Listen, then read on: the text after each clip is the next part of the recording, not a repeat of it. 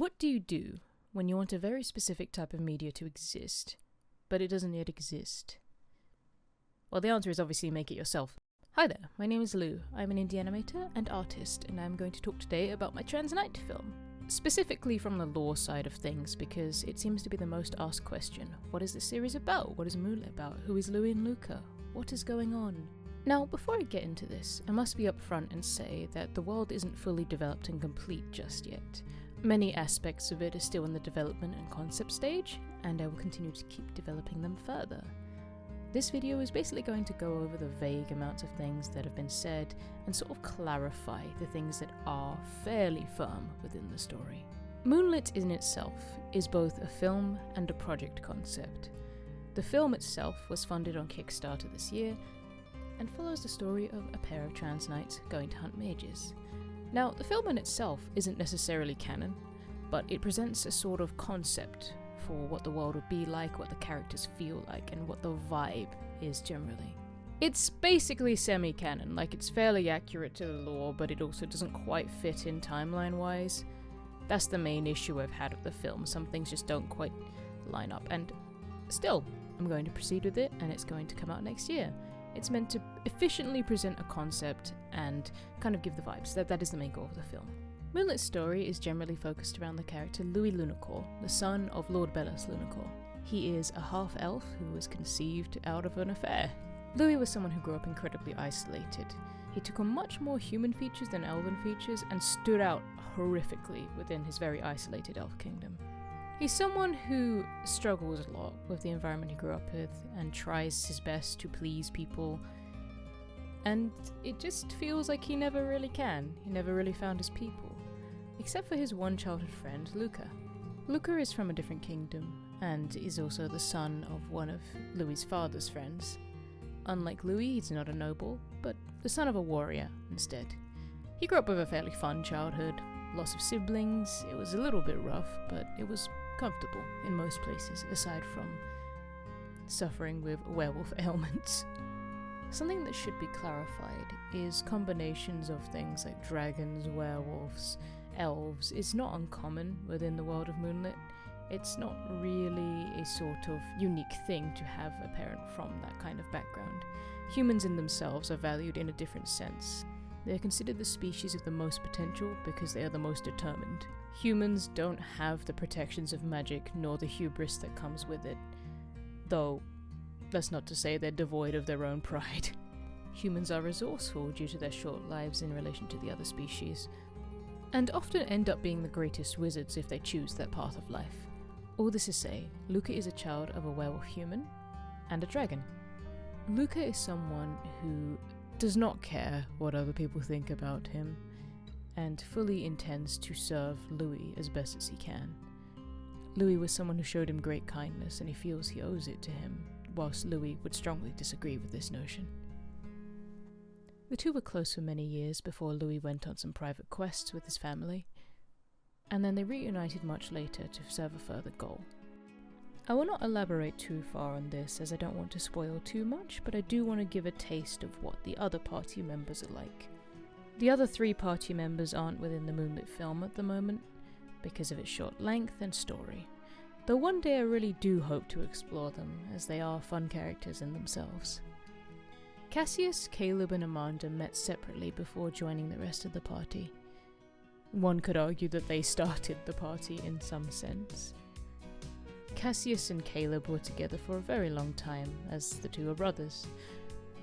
Their homeworld was destroyed by demons and invaded, and thus the two spent years fighting off demons and trying to get to the surface world for safety. When they succeeded, they found themselves in a realm of very different things. It was nothing like their life back home, and it was hard for Cassius to adapt, though Caleb took to it much easier. The environment was much easier to survive, to some degree, though the amount of sunlight made it difficult for the two to live comfortably. They made most of their money by taking on little jobs here and there, stealing a few things and selling them again. Mostly mercenary work for the time being, something easy enough for the two to handle, which got them enough to get by before they figured out how to get back to the underworld.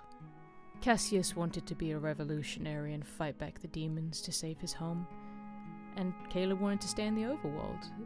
The two hadn't quite figured out what their final agreement would be when it came to returning, so they decided to avoid that discussion entirely and continue adventuring as usual.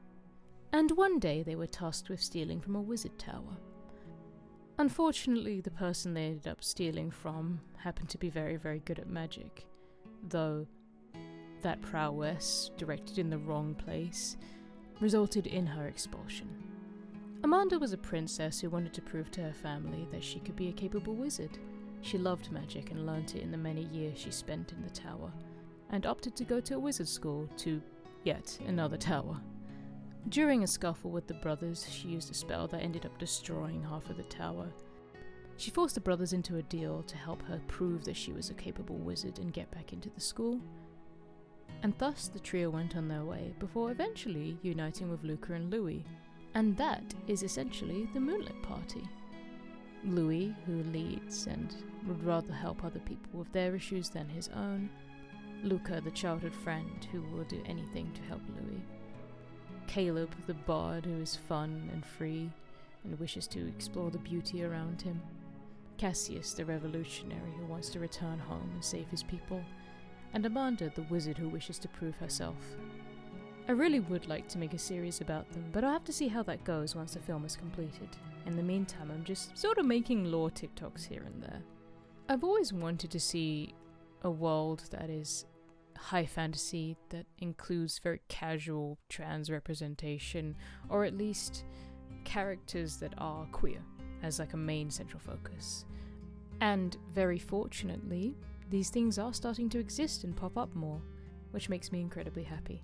Luca and Louis are trans, and the entire party are queer in some sort of way.